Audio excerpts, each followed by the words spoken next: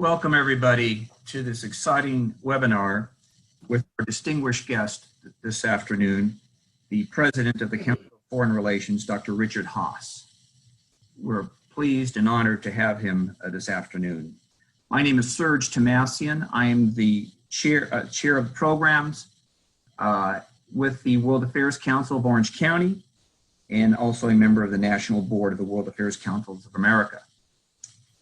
This program today is being presented as a joint partnership in collaboration with the San Diego World Affairs Council, including the North County chapter, the Inland Southern California World Affairs Council, the Channel City Club Committee on Foreign Relations, and all the partners that are online with us here today. We'd like to thank WACA, WACA, the national organization, for being a promotional sponsor. And we want to thank people making this program possible, including the Zoom system, tech support at Loma Linda University, Mo O'Reilly, and Katie UTAC. I want to mention today that Dr. Haass will be entertaining questions and answers through our moderator, Dr. Richard Downie. And to do that, please send in your Q&A, your questions, via the Q&A box down at the bottom of the screen. And they will be then handled by our moderator, Dr. Richard Downie. So I'd like to introduce our trustee, former colonel of the U.S. Army, and Dr. Richard Downie, a member of our programs committee, who will be the moderator.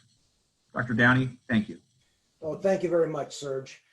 And it is truly a fortunate day for us. We're so honored to have with us Dr. Richard Haass, the president of the Council on Foreign Relations. It's a great day for all of our councils here in Southern California and those of you who are listening across our country. And Richard, for this audience, you're somebody who truly needs no introduction, but if you don't mind, I'd really like to highlight a few parts of your very distinguished career. Richard is one of our country's most experienced and accomplished diplomats and policymakers. And in case you're wondering, he has served in both Republican and Democratic administrations. He directed the policy planning staff at the Department of State. He was also ambassador to the Northern Ireland peace process. He's worked at the Department of Defense. He was also a special assistant to President George H.W. Bush on the National Security Council and received the Presidential Citizens Medal for policymaking during the operations Desert Shield and Desert Storm. Richard's also one of our most insightful analysts on foreign relations today. I'm sure you've all seen him on numerous times on TV. You've read his books, his op-eds, his tweets. He's always insightful in terms of his views. And Richard, I used to really enjoy seeing you when I was in Washington on Morning Joe, but it's just too early out here. It comes on at 3 o'clock in the morning, so I miss it. But what we'll be discussing today is Richard's new book. It's called The World, A Brief Introduction. And I highly recommend it. It's a great book, and I think many of you may also have seen his last book, A World in Disarray, which was, of course, a bestseller and also spawned a documentary on Vice. Another great book. This is another one that follows through. But let me just sum up this introduction by saying I've heard several people make this remark, that if you really don't know where you stand on some new national security or foreign policy issue, find out what Richard Haass's perspective is, and you're pretty sure to be just about always spot on. So, Richard, we are absolutely delighted to have you here with us today. What the format for today's session will be that Richard and I'll ask Richard a few questions, first about the world, then we'll transition to a couple of issues around about hot issues around the world, and then about 1:45, we'll open it up to those of you in the audience for your questions. So as Serge mentioned, please focus on, if you can hover down there at the bottom of your screen to the Q&A box. If you'll just put your questions in there. We will get those answered. So thank you. Well, Richard, let me start by saying, I really like The World. You've covered the book, The World. You've covered essential history. You've gone into the regions of the world. You've gone into some key issues: migration, climate change, global health. And we're very prescient, by the way, with respect to pandemics and world order. This book is very different from your other books. Could you talk about your objectives for writing The World, this book? I will, but first of all, thank you for having me, and thank you for that over-the-top, generous introduction. I sort of feel I've peaked, and now we should probably stop at this point because it can only go downhill from here. But really, thank you, much more than I deserve. You're right. This is different from my other books, and intentionally so. My other books were books that were largely within the foreign policy community, and were books built around arguments. This is a book that is meant to be educational in the largest sense of the word. I'm not really trying to convince people so much as give them a foundation and with which they can then judge for themselves all that's coming at them, whether it's from governments and politicians or from the internet or from cable television. So it's an educational effort. It does, though, have certain biases in terms of the world matters. That U.S. involvement in the world is preferable to isolation, that multilateralism is preferable to unilateralism. But beyond that, I'm not here to preach so much again as to lay a foundation. And the reason I thought it was necessary, Richard, is that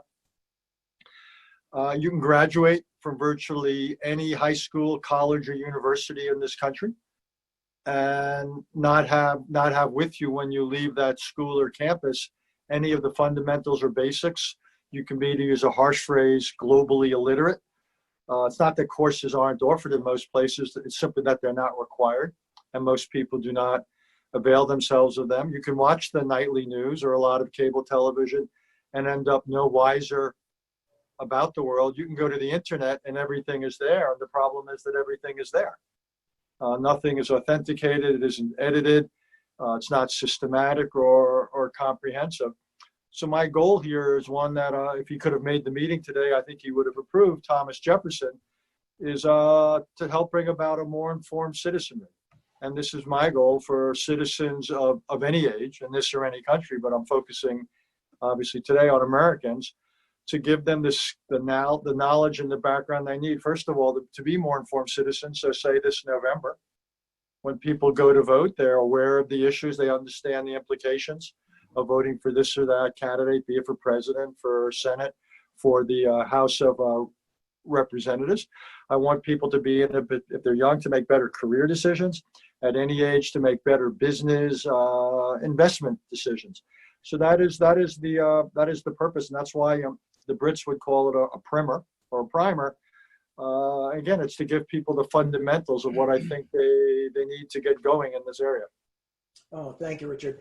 I absolutely agree. It is a great primer. And one of the things I know that you're doing at the Council on Foreign Relations that we in the World Affairs Councils are trying to do is stimulate interest in high school students and I think you're doing a great job with that with the World 101 program there at CFR. But one of the chapters that I really liked in The World, this book, is where to go for more. You talk about a lot of resources that you recommend, whether they be books, journals, TV kinds of things, shows that help stay informed.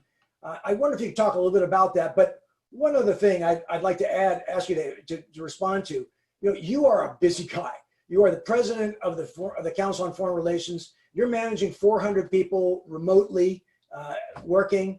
You're on TV constantly. You're doing things like this. You're writing op-eds. You're writing tweets. Could you talk about how and when you read those kind of resources that you discuss in your book? Sleep tends to be overrated. By the way, I wouldn't get up at 3 o'clock to watch me either. For the record, I think that would be nuts. It's hard enough for me to get up at 5:30 to make it by 6. Look, if I could ban one thing, if I actually have one piece of advice for anybody, this is like might be the one practical thing I impart today, is avoid working breakfasts. I actually think they wreck your day. So I'm a great believer not to have your first meeting before 9:30 or 10 if you can help it. Get up early, and to use those hours even after you work out or walk to work. Take a few hours to either read or write or both. So that's when I get my fundamental reading, and I'll read a half dozen, or so, 45 minutes. I'll read a half dozen newspapers, what have you, magazines and stuff I can read on the weekend, and then I'll do whatever writing I'm doing. But you can only write for a few hours a day productively, in my experience. So if I can try to keep the schedule clear, say until 10 o'clock or so, then I've gotten in an hour of reading, maybe 3 hours of writing. Then I can do my dentist schedule, meetings, say up to or even through dinner in many cases, and you can get a lot done. But I am a great believer in keeping the morning. So I'm happy to be a morning person. If I were an evening person, I'd do just the opposite. If I were the kind of person who came alive at 5 in the afternoon, then I probably wouldn't have a lot of dinners out. That would be the time I would set aside to sit in my study, or what have you. In terms of where to go for more, look, I think it is useful to read one of the good daily newspapers, the New York Times, the Wall Street Journal, the Washington Post, the Financial Times, LA Times, but basically a paper that has serious international and national coverage. I think our magazine, Foreign Affairs, is by far the best of the magazines dedicated to the world. I think The Economist is a really useful, quick, kind of weekly read. There's certain TV shows like Fareed Zakaria's, or some of the things on NPR or public television that I think are really good. So I think you can cobble it together. There's certain websites, I love ours. I'm biased towards CFR.org, but there's also certain podcasts. Basically, and the other thing I'd say is, besides doing a few of these, do something you disagree with. I think a lot of us we just watch Fox or we just watch MSNBC or what have you. I think there's a certain benefit from exposing yourself to some things that are just different. You don't. Again, it forces you to think. It challenges some of your assumptions, and I think too many of us tend to gravitate towards what we feel comfortable with or safe with. And I do think there's a certain argument for exposing yourself to a wider range of ideas. Following along that line, Richard, that keeping informed and how it matters. We've got a presidential election coming up in less than 4 months. And this is somewhat unusual in that foreign affairs is, I guess, not typically something that matters a great deal. But this one, I would ask you, is this different? You've got, in this case, you have Vice President Biden, who has decades of experience on the Senate Foreign Relations Committee. He's been vice president, where he handled pretty much the portfolio for foreign affairs. And you have, on one side, a very traditionalist approach towards foreign affairs, where on the other hand, you've seen President Trump's rather untraditional approach towards foreign affairs. Will foreign affairs in this coming election, do you think this is going to make a difference, or will this be a deciding factor? At the moment, I think it would be secondary or tertiary. My guess is much more the economy, much more the handling of the pandemic, much more questions of race. I would say all three of those would be more pressing for most voters than international issues. That could change. Something could happen in the world and suddenly that could move to the front. The irony of it all, though, is I guess it's two parts of it. One is, even though people probably won't vote based on foreign policy, if you think about it, something like the COVID-19 pandemic, that began in Wuhan, China. If you ever needed an example that the world matters and intrudes on us, whether we're ready for it or not, that's a pretty good example. So that, and the other is that whoever's elected, whether it's Donald Trump for a second term or Joe Biden for a first, he is going to enjoy extraordinary latitude. The role of Congress when it comes to foreign policy is relatively modest. President has extraordinary discretion or latitude to do things and not to do things, to get us into things, to get us out of things. And so I'm struck by the fact that very few people are going to be casting their votes mindful of international issues. Yet as we saw on 9/11, or as we see with climate change, or as we see with the pandemic, international things matter an extraordinary amount. And whoever elected is going to have tremendous latitude to decide this country's relationship with the world, which will then affect the world in far-reaching ways. So I'm struck by the disconnect between what's going to be in people's minds when they decide whether and how to vote, and the implications of whom they choose for the state of the world. Following that theme, I'm wondering, since you raised the pandemic and the difference it'll make, the COVID virus started in Wuhan, China. So you would have thought that, that would be a negative for the world. But China it responded quickly. They were able to contain the virus quickly. They've reached out to other countries around the world, providing supplies. They've reduced terms. They've eased the terms on loans, things like that. On one hand, whereas the U.S. we've been more isolationist in our response. We haven't really tried to be a global leader in terms of the COVID pandemic. Do you believe that that China has gained influence at the U.S. expense with other countries from this virus? I'd probably set it up a little bit differently thus far, and it's not over in the sense, I don't know if we're in the second inning or the fifth inning or the eighth inning, and I'll come back to that in a second. I actually think both countries have lost altitude. United States, as you say, for all the reasons you suggest, we've not been involved internationally for the most part, and the example we've set here at home, no one in his right mind would want to emulate it. So in that sense, we've done nothing to help ourselves. I think China, its behavior the first month or so was really poor. They didn't meet their international obligations in dealing with the outbreak of the virus. So I think they hurt themselves there. And they've also used this moment when people are distracted to do the crackdown in Hong Kong, to do what they did along the border with India, to put greater pressure on Taiwan, and so forth. So I don't think China's coming out of this with an enhanced reputation. Their economy has slowed considerably. I actually think both countries, again, have lost some standing in the world. Now, there's a couple of things, though, coming up. One is we still have to see how either country handles the virus.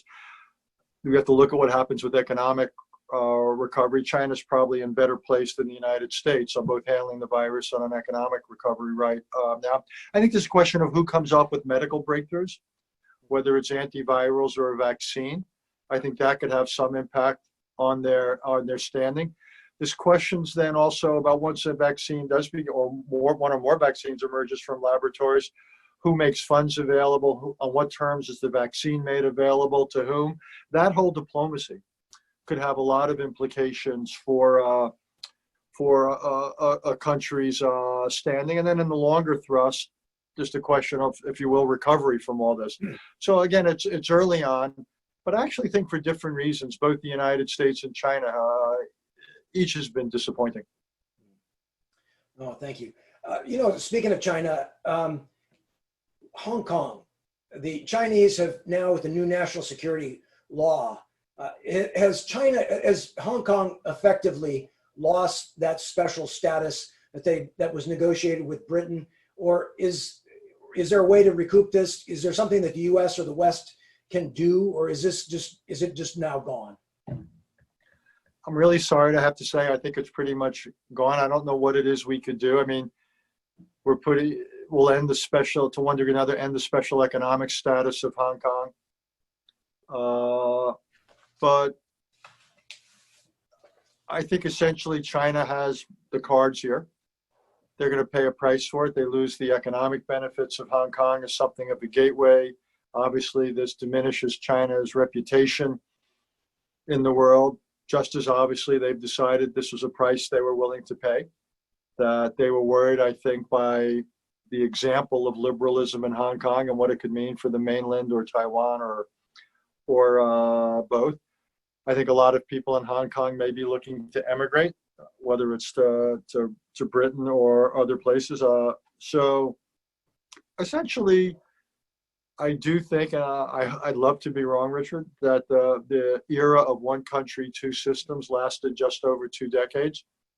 And I think the mainland decided that it wasn't going to last any longer. And I think this shows something about China, about its respect or lack for it for international agreements, what their priorities are, their illiberalism.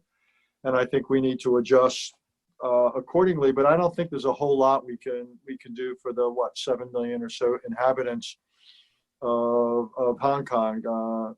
I just think that our the tools, shall we say, are extremely limited. Yeah. Oh, thank you, Richard. How about Korea? North Korea, rather. President Trump recently made some remarks that he would be willing to negotiate again with Kim Jong-un from North Korea. It seems that at this moment, we're in an impasse, in terms of negotiations. I think Trump certainly gets credit for beginning those negotiations, but right now we're at a place where the U.S. says we're not going to relieve North Korea of any sanctions until they start denuclearizing, and North Korea says we're not going to denuclearize until you reduce sanctions. And I'm wondering, it seems that also North Korea has this strategy of opening up relations channels with Korea and with the United States, then closing them and as a way to try and exact concessions. Is there a way that we can move forward with diplomacy that would lead towards nuclearization in North Korea, or do we just need to recognize that North Korea is never going to give up its nukes and it's just a de facto nuclear power? Well, I'm not quite ready to go as far at the end, but I think North Korea is not going to go from where they are now to denuclearization. That's just not going to happen. I think inadvertently we made nuclear weapons something of the coin of the realm by what we did in Iraq, what we did in Libya, and what we didn't do in Ukraine. And so I think North Korea understands that it would be totally ignored if it didn't have nuclear weapons. So I think they're going to hold on to them. Could we set up real diplomacy? What we've had has not been real diplomacy. There's been summitry. Real diplomacy would be essentially an arms control approach. We would agree to reduce certain sanctions in exchange for certain limits on North Korea's nuclear and missile programs that could be verified and monitored. Could that be done? Would North Korea live up to it? I don't know. History leaves you skeptical, but that seems to me to be the only approach. This sure isn't working, because over the last 3.5 years, North Korea has increased the quantity and quality of both its nuclear and missile inventories. So this to me is not working. So I would be willing to try a step-by-step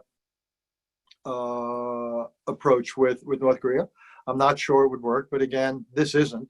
So I think it's certainly worth it's worth trying. And I think we would have to enlist South Korea, Japan, the Europeans, and others, and try to get China. And the only incentive China really has here, it seems to me, is that it doesn't want a war or a crisis on the Korean Peninsula, but also it doesn't want nuclear proliferation in the region. And if North Korea goes pell-mell, continuing to build nuclear weapons and missiles, particularly against the backdrop of reduced confidence in the United States, I think and particularly against the backdrop of a more aggressive or assertive China, I think quite a few countries in that part of the world might begin to rethink their military and nuclear status. And that includes South Korea, Japan, Vietnam, Australia, Taiwan, conceivably, and so forth. And that for China is a strategic nightmare. So China does have a strategic incentive to do something about the North Korean nuclear and missile capability, lest it trigger a whole wave of proliferation in that part of the world that would leave China, among others, much worse plus. I don't think this is hopeless, but I do think that we can't base foreign policy on quote unquote personal relationships, symmetry, and disarmament. I think the reason arms control came into being, quite honestly, back when, during the Cold War, was calls for disarmament were just that. They were calls. Like the Kellogg-Briand Treaty calling for world peace. They're rhetorical, they're symbolic, but they don't really get you from here to there. So I think we need an arms control rather than a disarmament approach to North Korea. Oh, thank you. That sounds reasonable to me. I've been accused of being worse. Let me ask one more question, and then I'll turn it over to our audience. Let's go to Iran. Another easy one for you. Yeah. You know, during the Obama administration and the other parties of the JCPOA, the Joint Comprehensive Plan of Action, in 2015 negotiated a nuclear accord with Iran. And the Trump administration backed out of that, withdrew from it, I should say, in 2018. And since that time, there were a number of the tensions have increased in a number of ways. Attacks on Saudi oil fields in the Persian Gulf, other things, in Iraq, and so forth. I'm wondering if, again, we have a presidential election coming up in less than 4 months. If President Biden if there is a President Biden, would you recommend that he go back and try to work diplomacy with Iran to reinstate that treaty, or is there another or a better way that would that be a bad idea? I was not a great fan of the 2015 JCPOA to begin with, in large part because I thought too many of the durations of the principal constraints were too short-lived. And part of the problem that a President Biden would face if he were to enter office in January 21 is the prohibition against arm transfers to Iran would have already expired, and the first of the nuclear restraints would expire in 4 years. So to spend a year or two negotiating some kind of a re-entry doesn't get you very far, because the agreement begins to sunset, the nuclear parts of the agreement begin to sunset in 2025. So what I would do is almost akin to what we were just saying with North Korea. Talk about a follow-on agreement and talk about real arms control and go to Iran. Look, we don't much like what you're doing at home. We don't much like what you're doing in the region. We're going to deal with those things. We've got other tools for that. But we are concerned about your nuclear program, and there we're prepared to have a dialogue, and we're prepared to what I would call a something for something approach. We would be willing to relieve some of the sanctions to some degree in exchange for various restraints on the Iranian program, again linked to verification mechanisms. And I think the Europeans would sign on to that. Indeed, from all I know, they actually wanted something along those lines when the 2015 agreement was negotiated. They were prepared to have something longer. I think it would be difficult now to get China and Russia to agree to anything. So one question is, what could the United States and the European members do by themselves vis-a-vis Iran? But I would go down that path. So I wouldn't spend a whole lot of time thinking about getting into the current agreement. It doesn't buy you enough. And in a few years, Iran would be free to start building centrifuges and enriching as much uranium as they wanted. And all of this would reduce the warning time we would have before Iran, if it so chose, could make a sprint for nuclear weapons. And I think what we want to avoid, again, akin to what we were just saying a second ago in Asia, Richard, we want to avoid a situation where you have regional proliferation. And if Iran gets close to having a real nuclear weapons option, I don't think the Saudis, the Turks, and the Egyptians are going to be far behind. And anyone who thought that the Middle East couldn't get worse, guess what? It could get worse, and that would be Exhibit A. Wow, things certainly could get worse.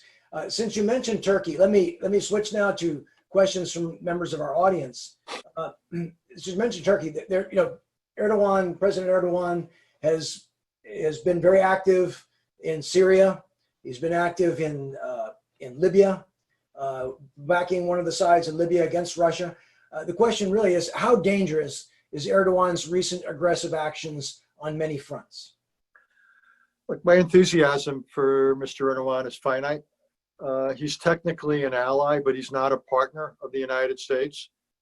He's as illiberal as you get. I don't know if it's still true, but for a long time it was true that Turkey jailed more journalists than any other government in the world. I don't think any defense planner could ever assume that U.S. facilities in Turkey would automatically be available in many contingencies. Turkey's behavior towards the Kurds, I believe, is unconscionable. So I don't. Again, they're technically an ally, but you can't think of them as a partner. So I would treat Turkey the way we treat many of our other allies, and by that I mean distant, and I would be transactional. One of the things you do with a normal ally is you don't act transactionally. You're basically willing to cut them a lot of slack because you know in the fullness of time, you and this ally are aligned enough that we'll each scratch each other's back. Things will work out. It's not the case with Erdogan's Turkey. So with Erdogan's Turkey, I would be transactional every step of the way. I wouldn't give them any benefits of the doubt, and I would be willing to be quite critical of them when their behavior warranted it. Thank you. Let's move to Europe, if we may, for a couple of questions here. This one is, it's not a well-kept secret that the current administration has not fostered stellar relationships with our past NATO allies. Can you comment on how long the mending process could take in a new administration? Well, that is true. It is not a secret. And relations with Europe are quite bad. It's really unfortunate. In the sense that it's not just that Europe's still, a fifth or a quarter of the world economy. It's not just that it's still an important theater, but also these are our potential partners. If you want to do something about climate or reforming the World Health Organization or setting up some rules for cyberspace, where else are you going to start? Your natural partners to shape events in the world are the Europeans and a few allies in Asia. So the fact that these relations have been really scratchy or worse is to me a self-inflicted wound for the United States. Some things could be improved just with style. You know, the words diplomacy and diplomatic do have the same root, I believe. Just being kind of listening and being respectful and friendly towards the Europeans, that would actually buy you a lot. A few changes in policies towards certain global challenges like climate change would buy you something. I think at some point we need a positive agenda, thinking about how to make NATO stronger to deal with Mr. Putin, a trade agenda, and again, collaboration on dealing with reform of certain global institutions. For example, WTO reform would be a perfect U.S.-European agenda. But I think if you did have a different president, the Europeans would breathe a collective sigh of relief. They feel quite alienated from this administration and in some ways from this America. And by the way, just to be clear, the Europeans look at our gun violence, they look at the opioid problems, they look at they look at just some of the inequality, some of the lack of healthcare in American society. They have trouble respecting or feeling comfortable with this America. So some of this predated Donald Trump, some of it's been exacerbated or worsened since he's become president. But I do think this relationship can and should improve. There's no going back in history, but I think there's some low-hanging fruit here to improve the quality of this relationship. Well, I think, let me just follow up if I may. That low-hanging fruit seems to be, as it was during the Cold War, focused on Russia, or at least then Soviet Union, now Russia, and Putin. And Russia seems to have a strategy of fourth-generation warfare. You know, they're taking very aggressive actions but those actions don't rise to the level that would require or provoke a military response. But it keeps doing these kinds of actions. I wonder if you could talk a little bit about that and the fact that perhaps just recently, President Trump announced that the administration was going to pull out 9,500 troops from Germany. And I know at least 1,000 of those would probably be relocated to Poland, which closer to the border. But the remainder would be allocated other places. Now, the administration has said that that this action will actually increase deterrence against Russia. I wonder if you could comment on that. Look, I'm not against potentially putting more forces in Poland, but not at the expense of forces in Germany. The threat to Europe has increased in recent years. So one of the things I would hope of President Biden would do if he does become president would be to reverse the decision about pulling troops out of Germany. No, there needs to be penalties to Mr. Putin for his bad behavior, whether it's interfering in our political process, what he's doing in Ukraine, what he's doing in the Middle East, what he is allegedly doing with the Taliban against the United States and Afghanistan. And I would be willing to look at tools way beyond sanctions. And I think that I'll be blunt about it. Russian soldiers around the world should understand that if their government puts American soldiers in harm's way, they are not off limits.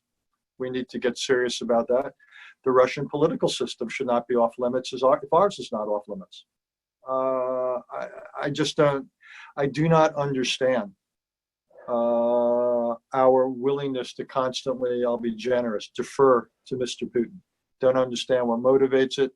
I cannot for the life of me justify it. So I think we need a much tougher policy, and Europeans are our natural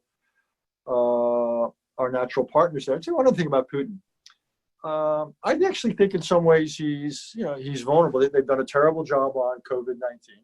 The economy is in shambles. Population is again declining. It's a kleptocracy. This is not a country that given the trajectory it's on, has a future. So I don't think the Russians are 10 feet tall. What they are, though, is Mr. Putin is quite aggressive with those tools he has. And I think there we just have to push back. We've got to offset the tools he has, because there's a lot of things Putin's Russia does not have. Speaking of Russia, one of the areas that we do coordinate, one of the questions here is on the Arctic.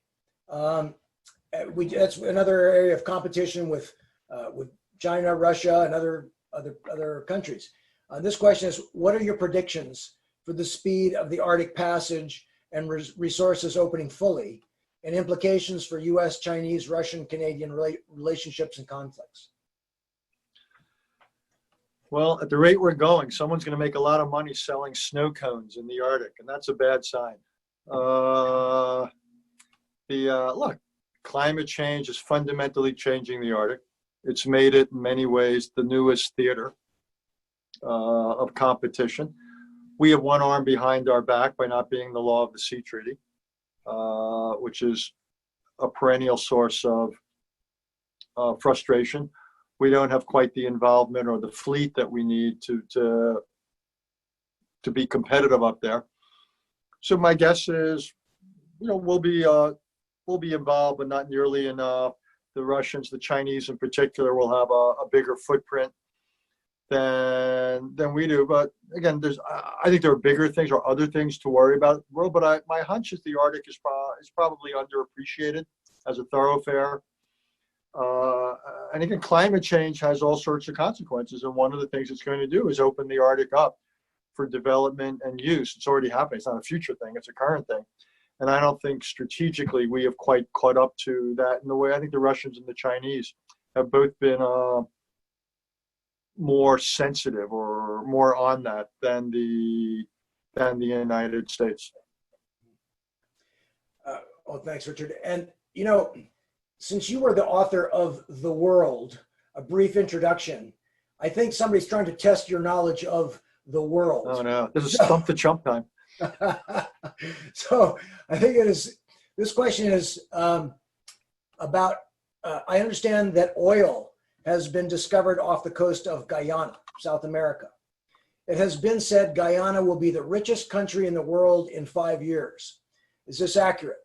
In addition, I understand there's talk that Guyana might join the United States in some form. Is that true? I don't know how familiar you are with Guyana. Well, I'm sure it'll join right after Greenland joins. I haven't heard anything about that. I've heard talk about energy. I don't know the details of it. I think the interesting question is, and since I don't know, any specifics about the size of a find off of there, is really the future energy use in the world. And I think, what's happened is economies have taken a hit. Economies, though, will recover. And the question is, as recovery comes, to what extent do we try to condition help for companies? Do we try to integrate recovery with a more climate-sensitive energy policy? My hunch is not nearly enough. I think oil and gas are going to keep their significant roles longer than many people predict, though renewables are growing quickly. But I do think, oil and gas will still be significant far longer than a lot of people seem to be estimating. In which case, it might be good news for Guyana. Well, I wonder, just to follow up on that, is the curse of oil, and it is true that Guyana has they found reserves in that area, and of course there's disputes with other countries on borders and so forth. But is this something you think? Is there typically a curse for countries like a small country like that gets oil? Well, there's a curse for any country that has tremendous wealth in an area that's not related to normal economic activity. Normal activity involves employment, education of a workforce, investment, entire ecology. Mineral wealth does not. You essentially have to get it out. And it's often very focused and limited and distorting because it can overwhelm an economy, so your society doesn't go through the normal producing a middle class, all the things that come from normal wealth development and economic development. So it's not a surprise that a lot of countries that have large concentrations of wealth, not because of productive activity, but simply because of the luck of the draw, it's distortive. And that's hence it leads to corruption. And it's distortive of development. It often puts too much money in the hands of governments, which often leads then to authoritarian regimes. There's not a lot of happy stories with countries that have a lot of oil, except for those that were already developed economies. The Brits, the Norwegians, the United States, before all the stuff that went on with fracking and so forth. That's when energy comes into an established, mature economy. It can be a boon. But if energy is the economy when the country is emerging, then I think it's almost invariably a curse. Richard, if we could go to some other parts of the world, there's a question on the murdered journalist in Saudi Arabia, Khashoggi. I wonder if you could talk about the impact of that murder, which or it was in fact, well, we don't know all the details, but could you talk a little bit about the impact on U.S.-Saudi relations from his death? Well, it actually hasn't had that much of an impact because this administration has chosen to essentially overlook it. The relationship with Saudi Arabia is quite a revealing relationship.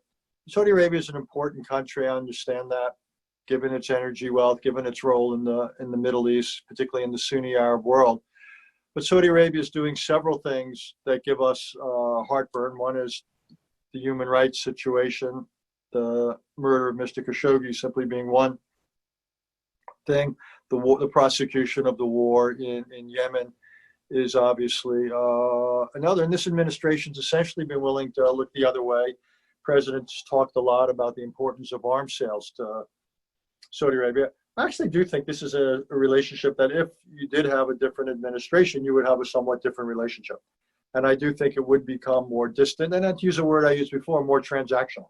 I do think the U.S.-Saudi relationship would be, well, look, if you guys are going to continue doing that, we're not going to do this, and so forth. So I do think it would become a more difficult relationship than it is now. And again, it's not obvious to me as an outsider that we're deriving that many benefits from being as supportive as we seem to be of Saudi Arabia, even by the administration's own lights. It's interesting. One of the things they predicted from the get-go is that the Sunni Arab governments would throw the Palestinians under the bus and support a peace agreement. Last I checked, they're not. They too have domestic politics.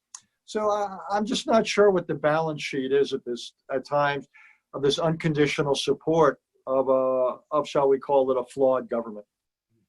Oh, thank you.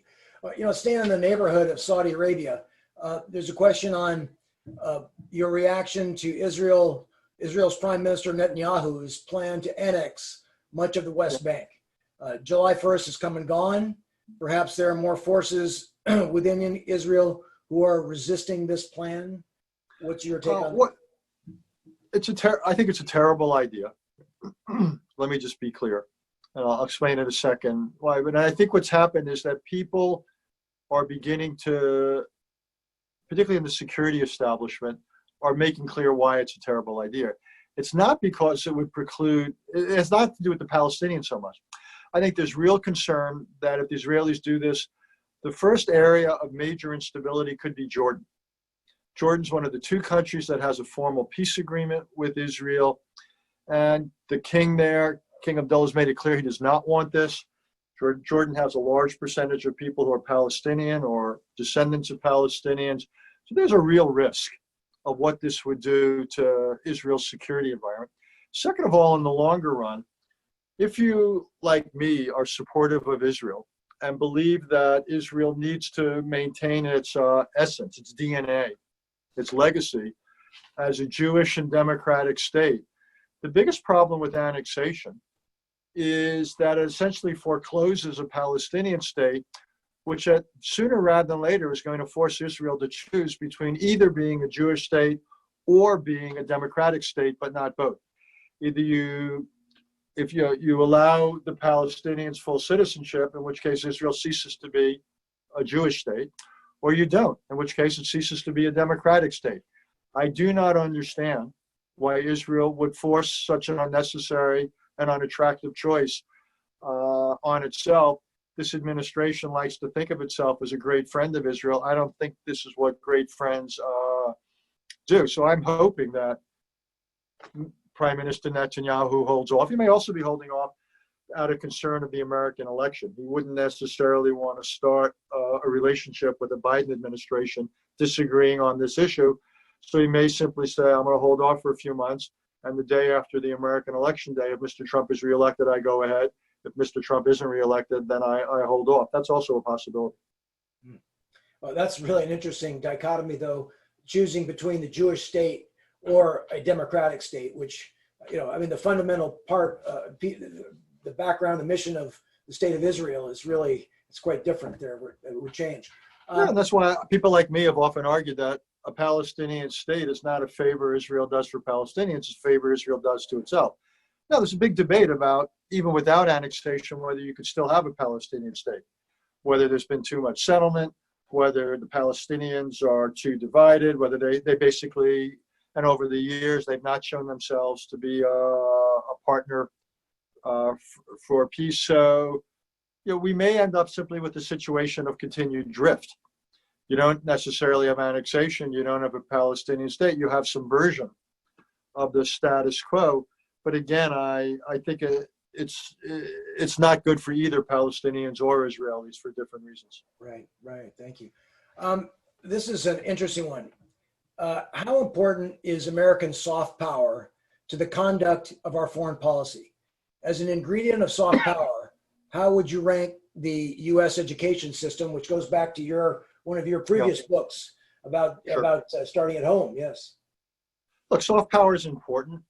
Let me just sort of broaden it. But our standing in the world, in no small part, depends upon what we are, what people see, our economy, our society, our politics. We want people around the world to admire us, to respect us, and so forth. It's why, by the way, our handling of COVID-19 has been a disaster for our standing in the world, reputationally. in addition to its impact on our economy. Look, people have traditionally lined up around the world at consulates, in part to get visas, one, to come to the United States full stop, but in particular to come to the United States to get educated. So I think it's a real tribute to our higher education system, which is still the envy of the world. Very few people around the world, I would say, line up around American consulates to get visas so they could go to any city in the United States to attend a public elementary school. And I think we've got an enormous problem here in the country with K through 12 education. And it's a longer conversation. It's not the conversation you would expect the president of the Council on Foreign Relations to be interested in. But I think our funding model is wrong. I think I have real problems with a lot of our education because too much of it is linked to geography, to your zip code, to real estate taxation. I think the idea that we don't have national standards is wrong. I can't for the life of me understand why civics or knowledge of the world should be different in California than it is in Arkansas. There's only one constitution. There's only one world out there that we have to do business with. I'm clearly on the losing end of this conversation. Higher education, though, now faces a real challenge, given the new visa guidelines, which will make the fact that the business model of higher education depends upon what? A lot of foreign students and students in residence. Well, at the moment, both are in jeopardy.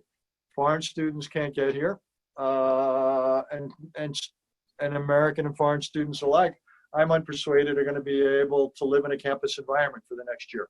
I have real doubts about the ability to sustain any openings. Call me skeptical. Hope I'm wrong. I'm wrong all the time, but I'm profoundly skeptical. I think the elite universities will do just fine. They've got enormous endowments. People will always want to go to the elite schools because of the credential. I think a lot of the schools in the middle are going to be squeezed big time. So I think this could be a strong, extremely, to say the least, difficult patch for American higher education. So if this is one of the crown jewels of American soft power, that a lot of that jewel is endangered right now. Wow. Yeah, that is a concern, a major concern. We talked a little bit about the JCPOA, but going back to Europe, there's a question here that if Biden becomes president, would it be possible to rescue the INF Treaty and other U.S.-Russian agreements on arms control? Well, I think the biggest treaty to think about is the one that still exists, which is New START. The next president, whoever he is going to have to decide by February what to do about the expiration of New START. I think it would be a big mistake to allow it to expire. I would have thought the inbox is sufficiently piled high without adding nuclear competition to it. So I would basically extend it for a couple of years. And if we want to then talk about China's potential involvement on new weapon systems, that's fine. But let's at least stabilize, keep the nuclear competition stabilized. In terms of open skies, yeah, I think that's a decent agreement. INF Treaty, I haven't had access to the intelligence. There's allegations of Russian non-compliance, so that needs to be addressed. But all things being equal, again, I'm a believer in arms control just because it adds predictability. It adds transparency. I don't want, to be honest, any more military spending to be on nuclear systems than we have to do it. I much prefer military spending to be on non-nuclear systems. We actually use those. And I think they're much more relevant. Can I say one other thing? You raised Europe, Richard, and I should have mentioned it. You know, I'm like the most depressing person you'll ever have talking to your group, and I apologize for that. I can't help it. It's my default option. One of the very few positive things going on in the world right now is in Europe. It's not getting a lot of attention. But you had Brexit back when it looked like the European project was unraveling. What's happened the last 2 or 3 months? You've had the revival of Franco-German dialogue and collaboration. This was the core, ultimately, of the European project after World War II. You have the European Central Bank and the European Commission doing their best impersonation of Jay Powell and the American Federal Reserve. But you're beginning to see Europe deal both with its internal divides between North and South, and you're beginning to see Europe begin to augment their monetary union and deal with some of the fiscal and banking shortcomings of the European Union. I'm not predicting success. There's a lot that has to happen in the way of detail, in the way of follow through. But for the first time in quite a while, one sees the pendulum shifting in the direction of Europeanness, of Brussels, because people understand that's what Europe needs to get through this combination of the virus and then the economic, in particular, the economic consequences. So I would just sort of say, a lot of bad things out there, a lot of things to worry about, but I'm intrigued by what may be happening in Europe. Wow. Well, one last question, if I may, before we kind of wrap this up. But since the Europeans are involved in Afghanistan, the Trump administration has been negotiating a peace agreement with the Taliban that would result in the withdrawal of U.S. troops from Afghanistan. What is this a good idea that we withdraw U.S. troops? Is this or is it a likely possibility that Al Qaeda or others will come back in? We've lost a lot of troops there. Spent a lot of treasure, national treasure there. What's your take on this agreement? I think it's a terrible agreement. It's not a peace agreement. It's an American withdrawal agreement. The only thing it was negotiated with the Taliban. We cut out the government of Afghanistan, and the Taliban commit to not allowing the country to be used by terrorists. They don't commit to giving up their arms. They don't commit to stopping a civil war. Pakistan was not involved. They don't commit to give up the sanctuary. So anyone who believes this is anything but an American troop withdrawal agreement is kidding himself. That's all it is. Now, I understand why people are anxious to get out. I think we got overly ambitious in Afghanistan. I've been involved with it for over 30 years in several tours in government, so I'm painfully aware of the mistakes we've made at various junctures.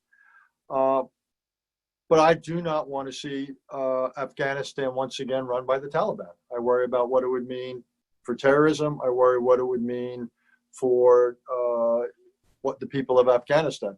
Now, I think we can avoid that with a long-term aid commitment, military and economic and support, and with a tiny presence of American forces, maybe 5,000 or so, which would be there for training and intelligence support, advising, and also just there psychologically. And again, this won't give you peace, but there is no peace to be given. This is not to bring about a military victory. This is to keep the government in place.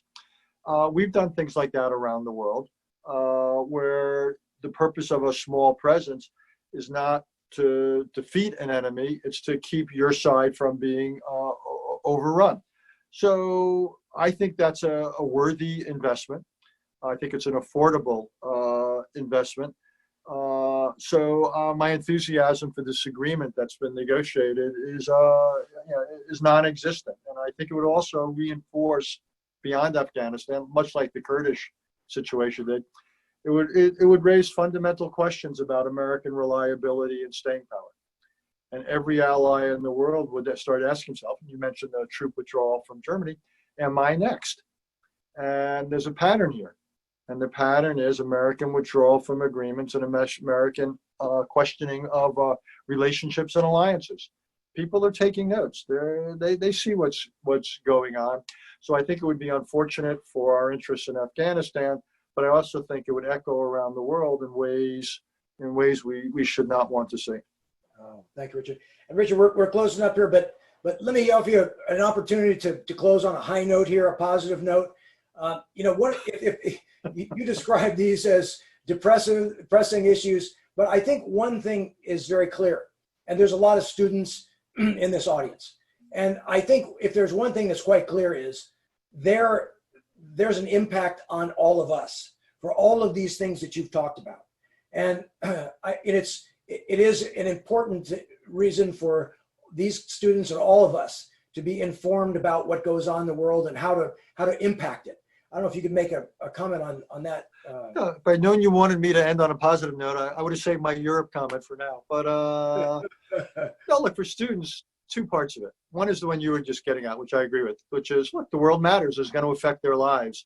And I don't care if they're doctors or lawyers, engineers, firemen, policemen, what have you. as citizens, as parents, whatever, they should know about this world that's gonna, for better or worse, affect their lives and their country. The other thing I want to say, though, is what happens in the world is also affected by what this country does. And, one of the terrible things of the last few years is we've made unattractive the idea of going into government. And we use terrible phrases like deep state and the rest. Well, look, these are career civil servants. You don't get stock options working for the U.S. government. You often work long hours and fairly modest financial compensation. But it really is interesting, and you can really make a difference, and it's really important. So the one thing I would say to young people is don't give up on the idea of a stint in government. It could be a career. It could be a piece of a career. I'll tell a quick story. When I was young, I was working in the Pentagon. One of my close friends who I went to Oxford with, he was working at the Justice Department. I said, how's it going? He said, it's great. He said, let me tell you what happened today. It was a big lawsuit that he was representing the United States government at the ripe old age of 29. And across the table was all these law firms.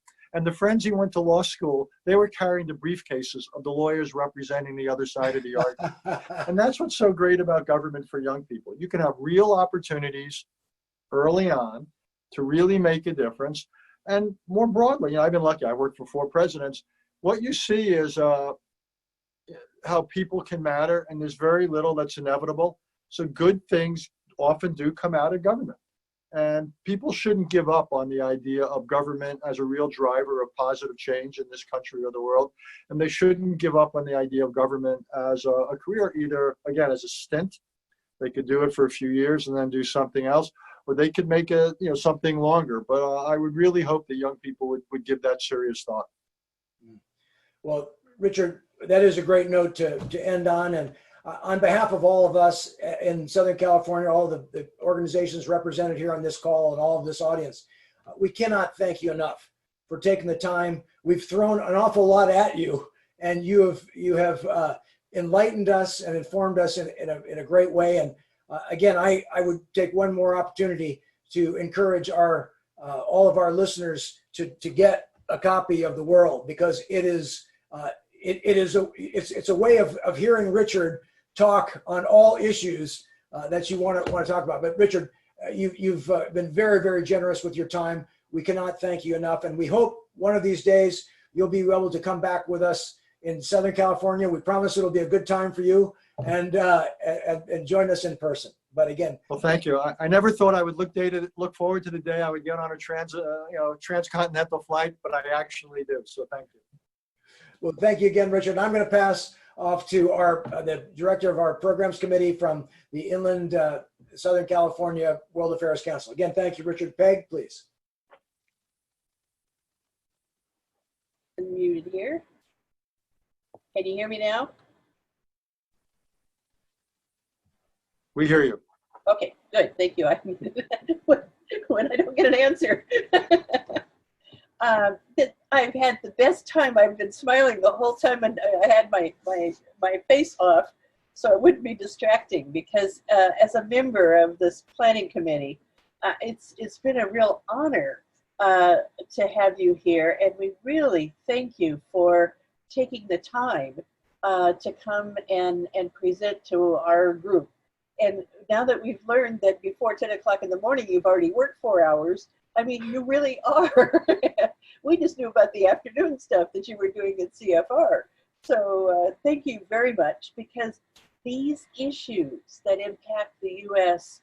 and the future of our U.S. concerns with foreign affairs, like you say, and you've said it many times, and I really appreciate it, and it's in your book, the idea that this is what everybody should know. And I think our participants today will remember what they learned today because of that saying to them how important, and things that they've seen in the newspaper. You showed them, what consequences will be happening as they're watching the future on something. Now, the book, this slide was at the office, so to speak, which is in Loma Linda. this is the picture of the book, and the way to order it can be through tfr.org, or it could be, it's available from just about every bookstore that I looked for it. It's, in other words, when Dr. Haass writes a book, everybody wants to be able to reach out to you. But the CFR.org would then perchance add to the resources that the organization would have to work with, which would be wonderful. But thank you for writing it, and Thank you. I have learned a great deal just perusing it, to be part of this. So we also extend our special thanks to Orange County World Affairs Council for forming the relationship and a partnership with the Council for Foreign Relations, because it allowed this event to take place, and hopefully it will be building a relationship that has a future to be able to bring in other people and yourself again, but the specialists that are working on the issues as they emerge, and very often that would be so valuable to us to be able to get an insight at the level that you're speaking. We have, in addition to the efforts of all of the councils, my World Affairs Council was really honored and happy to provide the Zoom service to Loma Linda University, but everybody was doing something on their own. So everybody was doing outreach and advertising, and that was the San Diego and North County councils, and the Club and Committee on Foreign Relations in the Santa Barbara area. Everybody, in addition to the people who were doing the planning, were involved with doing that as well. Wanted to make sure that we acknowledge the World Affairs Councils of America with Bill Clifford and his staff. They really helped make this a national program, which we are very glad. I don't know how many on the list. We haven't seen the list yet, but I imagine we have people from all over the place that signed in. But most of all, I wanted to thank our audience of participants today, and hope that they found the World Affairs Council discussions and analysis of global and U.S. foreign affairs issues stimulating, and see it as an opportunity to discuss these issues on an ongoing basis. You're welcome to programs that we're producing anytime. So thank you all for being here, and thank you to the whole team for all your hard work in producing this.